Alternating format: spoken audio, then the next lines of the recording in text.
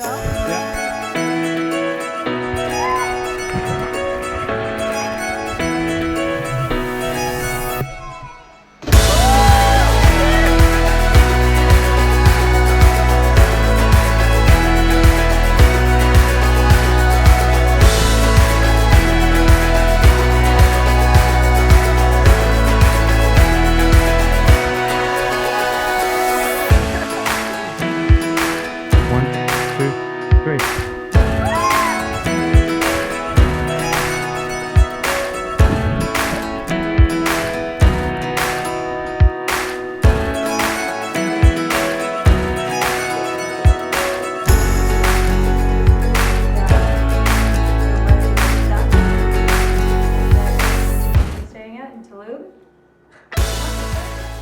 Welcome back to the next video, guys. We are in incredibly hot Tulum.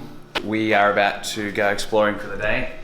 Laura's gonna make us a takeaway smoothie. We also have George here for breakfast this morning. Introducing to the vlog, George. And we're gonna make a mango, banana, blueberry smoothie with organic greens powder, some juice, some almond milk, and top it with, Nothing. No? Top it with nothing. Nothing. So this week we opted for staying in an Airbnb. Just made a little bit more sense being in Tulum and being able to cook our own food because it's quite expensive here. Full kitchen, filtered water even, so we can use our reusable water bottles. They even have a blender. We're gonna make some smoothie bowls. Look at this, it's almost like a little hotel room. King size bed, full pool out there, bathroom. Yeah, so this place is $49 a night and we found it on Airbnb, which is ridiculously cheap, especially for the Tulum area. And considering we were looking at hostels that were almost 25 Aussie dollars a bed per night, this is a much better deal for us, and we have our private bathroom and private kitchen, so it's... So today we are going to go explore some of the cenotes, because right now with Tulum, the sargasso, the seaweed on the beach, is so bad that you can't really go to the beaches at all. There's heaps of cenotes in Tulum. A lot of them, in fact all of them, have an entrance fee. We're going to try and go to the ones that aren't as super busy every day, all day. Right? No, I'm kind of burned.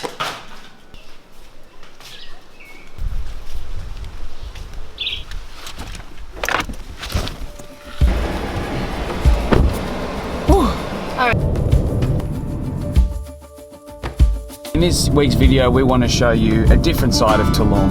One that still has a touristy flavour to it, but we're going to avoid the strip. So we're going to take you to a bunch of cenotes and Mayan ruins. Cenotes are basically sinkholes in the ground that have a cave system and a cavern system that you can snorkel and scuba dive. They're incredibly beautiful. And the first cenote we're going to visit today is Cenote Caballera. Ay, ay, ay. Jump and land in a bat that's flying. It's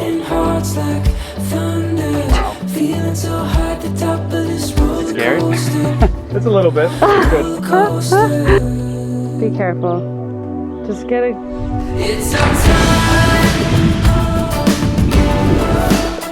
Oh, it's scary, my God. Really?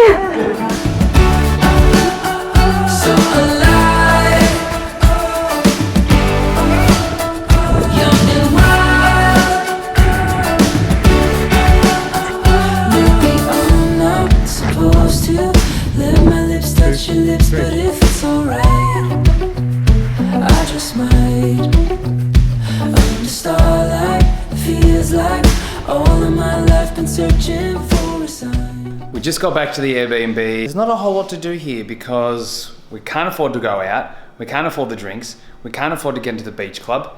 Everything else is expensive. We can't lay on the beach because of all the seaweed. So if you can't go to a beach club,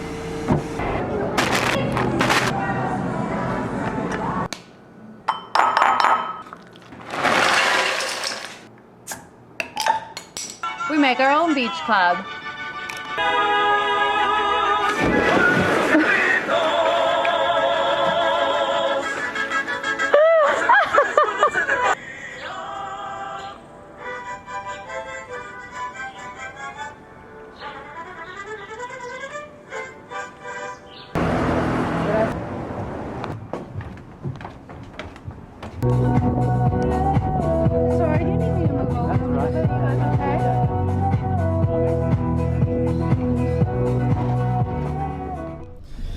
Good morning, guys. It is the following day in Tulum. We have driven 40 minutes outside of the Tulum area to a place called Coba, where there is one of the largest Mayan ruins in all of the Yucatan Peninsula. We've just driven through the entrance gate, and just to reconfirm how often you have to hand over money to go see and do things here. We have a hire car, so it cost us 50 pesos for the car. And the entrance fee per person to get into Coba is 80 pesos each. So in total, we're looking at 210 pesos to go to the ruins here. Just to get to the ruins. But we opted for Coba because it's a bit closer than Chichen Itza and it's much cheaper. ¿Cuánto es cada persona? 75. Oh, it's only 75. Yeah, I thought it was 80. Yeah, that's what he said. Maybe it's been lowered. Muchas gracias. That only costs us 75 pesos each, so it's a bit better. It's not too bad. Again, we're dealing with like pesos here, so it's not that much in the grand scheme of things, but it just makes a difference every time you go. Every place you got to pay something, and sometimes they charge you to use your own camera gear and drone, which is ridiculous. But anyway, let's go. And it's quite a large archaeological zone, so you have to rent bikes to get around. It's 2 kilometers to get to the big pyramid that we want to see, so we're gonna bike it. How much is it? How much was it? It was 100 pesos per bike. So how much is that? I don't know. It'll all be at the bottom of the screen.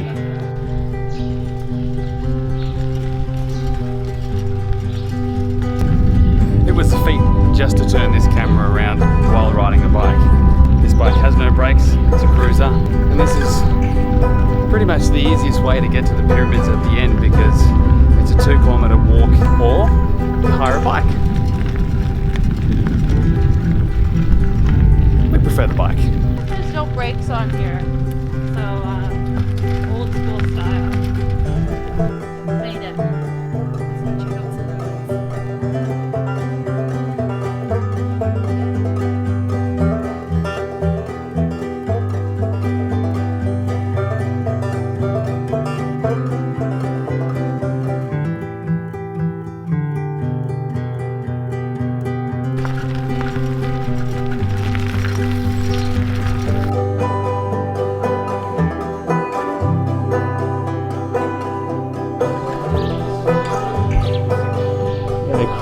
They're crawling up. You can see everybody like... I think getting up is the easy part. Getting down looks ridiculous. Everybody's... Oh, this sucks already.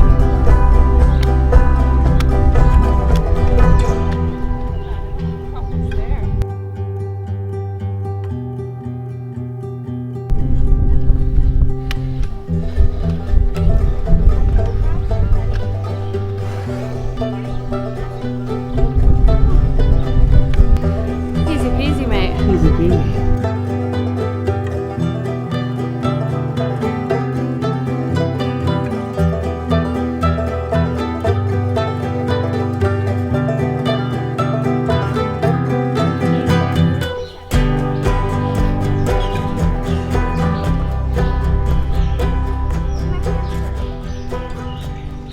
Hey.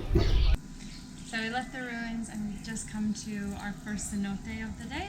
It's Cenote Chuha and it's only about 10 minutes from the ruins. And it looks really, really quiet, which is nice because that's rare to find the cenotes.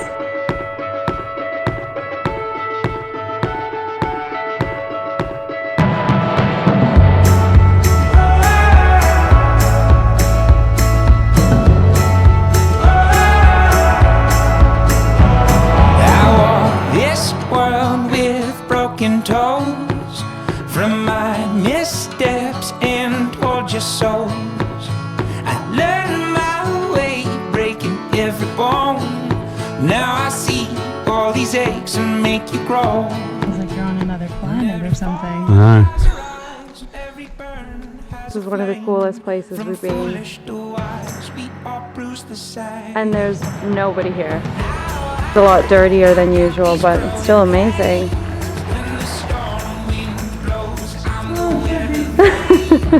Really? Oh god. Oh shit.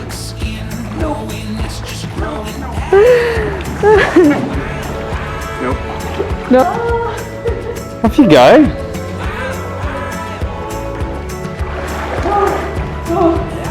No, there's a creature in here. There is most definitely a creature in here. Finds the words to say. All the things I found being chipped away. Are you gonna jump?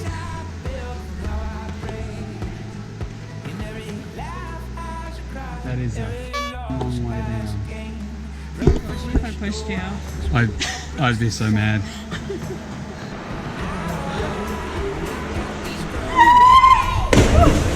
Oh, that was a good one.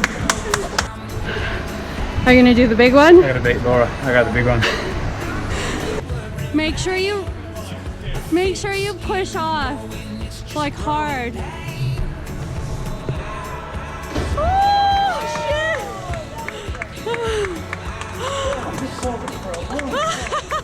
Good morning, guys. We spent another morning at another cenote, Cenote Gran or Gran Cenote, whatever Gran it was called. Cenote. It was my favourite cenote to date. We've been to 6 so far, and this one had a massive underwater cave system that was really well lit. If it seems like we're going to a lot of cenotes, one thing we haven't talked about a lot is the fact that the beaches in Tulum are actually really beautiful when they don't have the sargassum, which is the seaweed.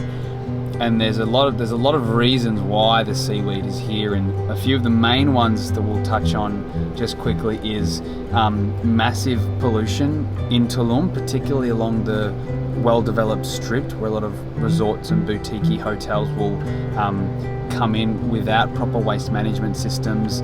And they're starting to build on the mangrove. And the mangrove around the Tulum area is one of the most important parts about the area.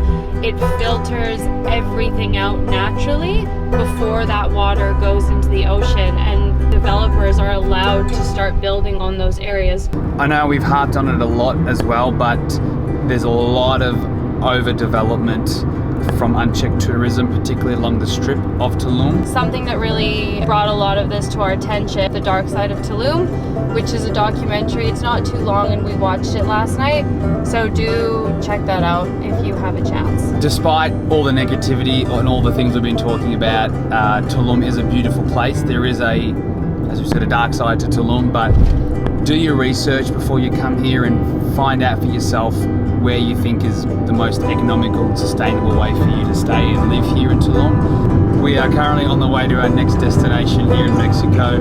Earlier in the week, we posted a poll on Instagram on Moose and Roo asking you guys which of 2 activities you would most like to see us do. There's an overwhelming response for one of them, and that is what we're going to do this week. So if you enjoyed the dolphin video, for those who responded to the poll, you're going to love next week's video. So stay tuned and we will see you